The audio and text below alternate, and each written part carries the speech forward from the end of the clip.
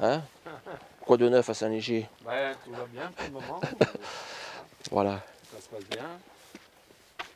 Bonjour, Bonjour. bienvenue à Saint-Léger. Petit village de la Velle d'Aroudoul, situé donc à 1000 mètres d'altitude.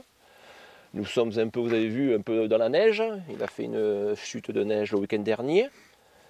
Et puis voilà, nous sommes un petit village, 89 personnes inscrites donc, sur les listes électorales. En gros, une quarantaine qui vivent à l'année. Et si vous voulez, nous pouvons faire un petit tour, faire découvrir le village de Saint-Léger. Voilà, nous sommes là à l'entrée du village, près du lavoir. Nous avons quelques antiquités qui servaient avant à labourer nos terrains parce que nous sommes un village agricole. Donc voilà, le vieux râteau, les vieilles charrues, le vieux matériel. Voilà notre beau lavoir. Avant, les dames du village venaient faire la lessive, la bugade, comme on disait en niçois. Et on l'a un peu rénové, on a refait un peu le toit.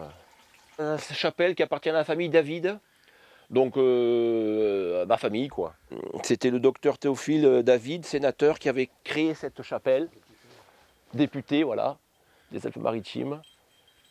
Donc je vais ouvrir la chapelle. Donc Théophile David, là la troisième personne, qui donc a créé donc cette chapelle. Et après, nous avons César David, Louis David, qui est donc le papa de mon papa, mon arrière-grand-père, ma grand-mère, Anna Liotto, née Liotto, enfin David, la sœur de mon papa avec son mari, voilà, Tati Marcel et tonton Raoul. Là, nous descendons, c'est la rue qui amène au four communal. Au four communal et sur la placette.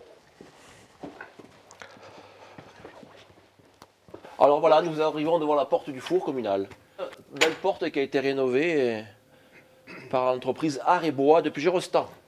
La tradition pour la fête de la Saint-Jacques, qui a donc lieu le premier week-end d'août, tous les gens du village viennent faire cuire leur viande, et surtout leurs tartes. Les tartes, s'il y a une grosse spécialité ici, c'est la tarte aux noix, avec du miel, parce qu'on a beaucoup de noyers.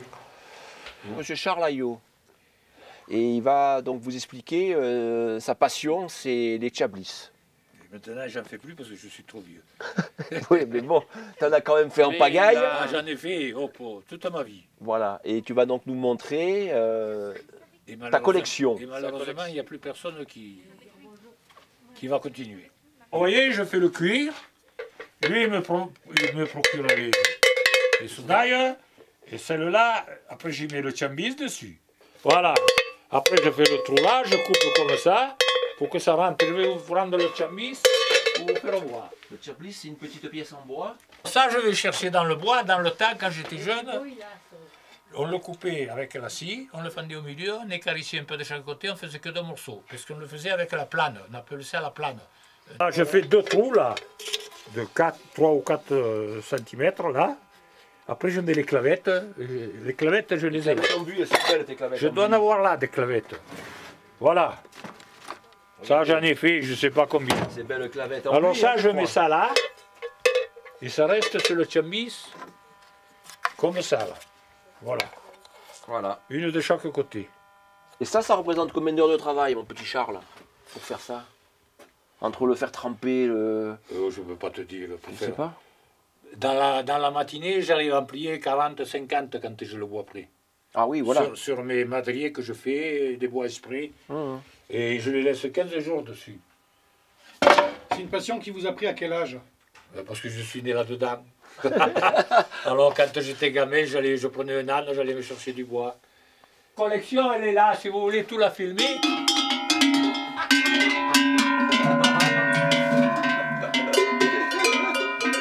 Et vous pouvez mettre le son. Bien sûr. Bien sûr. Alors j'attendais.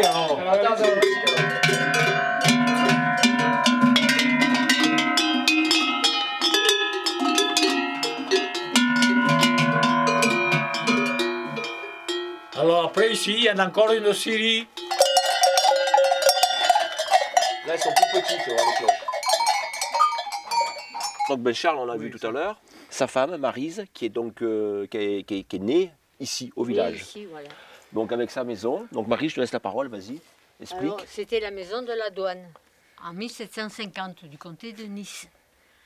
Alors tout ça, c'était, même là-bas, c'était toute la maison de la douane. Tati Zoé, ma grande-tante, qui pendant la guerre a donc aidé les réfugiés juifs.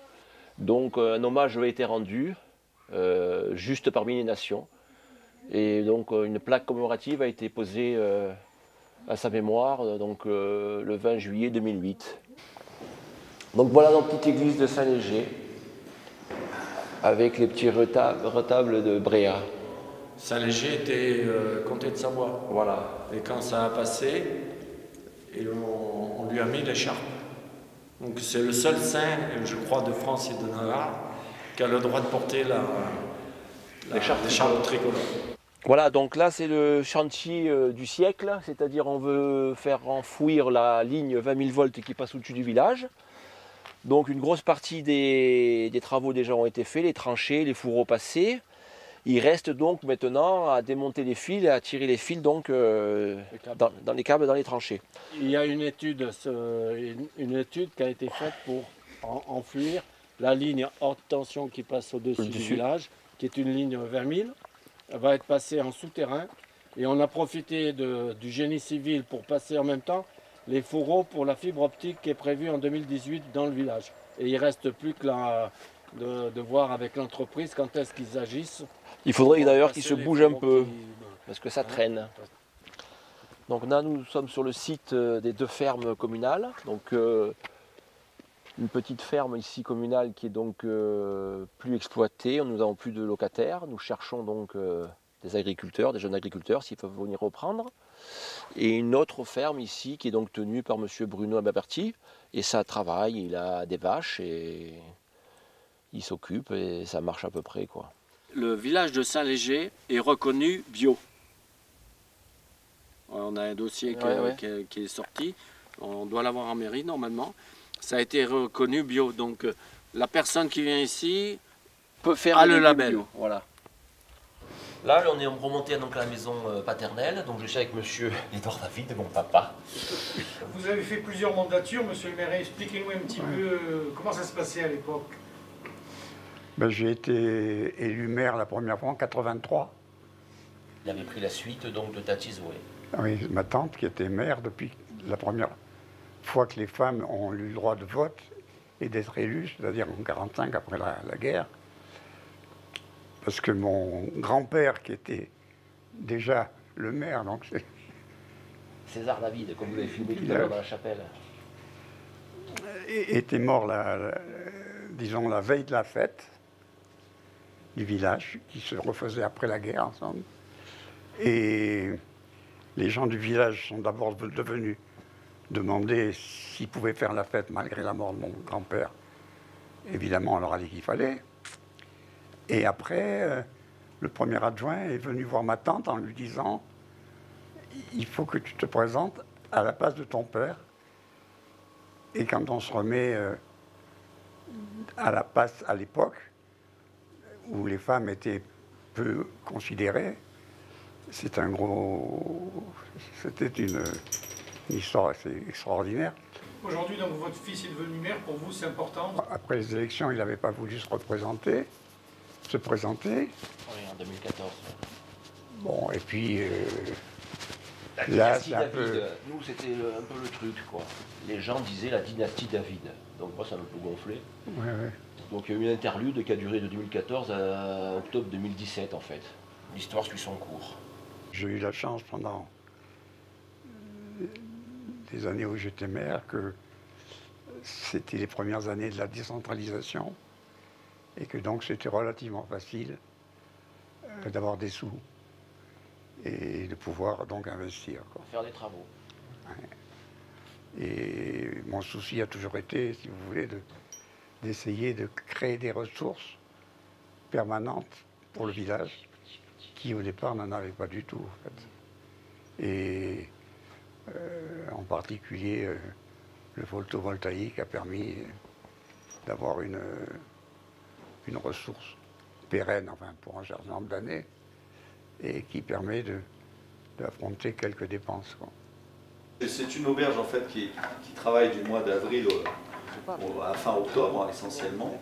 Donc c'est une auberge qui travaille avec le site internet, notamment le partenaire Booking qui nous a fait travailler cette saison.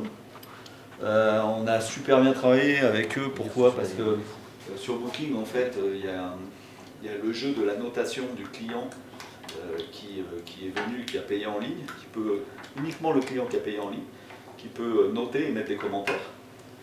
Et donc on a l'avantage d'avoir eu, on a une moyenne de 9,1 sur 10 avec des commentaires sur l'accueil, sur la qualité de la restauration, sur la décoration également et la propreté, qui est plutôt favorable.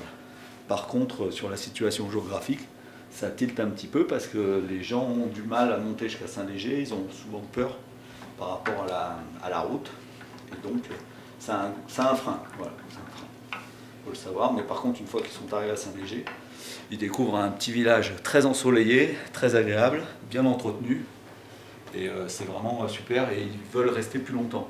Mais il faut d'abord découvrir Saint-Léger, le problème, il faut y monter. Voilà. En général, ils réservent sur Booking une chambre d'hôtel, et donc du fait de l'éloignement, ils mangent le soir, donc en demi-pension, et le lendemain matin, un petit déjeuner, et ils repartent. Alors souvent sur des séjours en moyenne de 2 à 3 nuitées. Donc voilà, d'où notre fonctionnement. Comme les auberges, d'ailleurs, l'auberge du Rioux, qui est située à Puget-Rostand, mon collègue, qui est juste en bas, donc qui est sur la même route, qui fonctionne également tous les jours, mais que sur la réservation le soir, et donc par rapport à l'hébergement. Par contre, les autres auberges du secteur qui n'ont pas d'hébergement, qui fonctionnent qu'en restauration, sont ouverts que le midi et pas le soir. Parce que par rapport à l'éloignement, les gens le soir ne roulent pas sur des routes sinueuses et compliquées, quoi. Ben voilà, la petite visite de village de Saint-Léger se termine. J'espère que ça vous a plu. Nous pouvons vous recevoir. Nous avons donc une auberge, vous avez bien vu, où on mange très bien. Nous avons quelques gîtes, même des chambres d'hôtel, donc il n'y a aucun souci. Ici, il fait bon vivre. On s'entend très bien. Mon premier adjoint est là pour dire la même chose. Hein? Et puis, à la prochaine.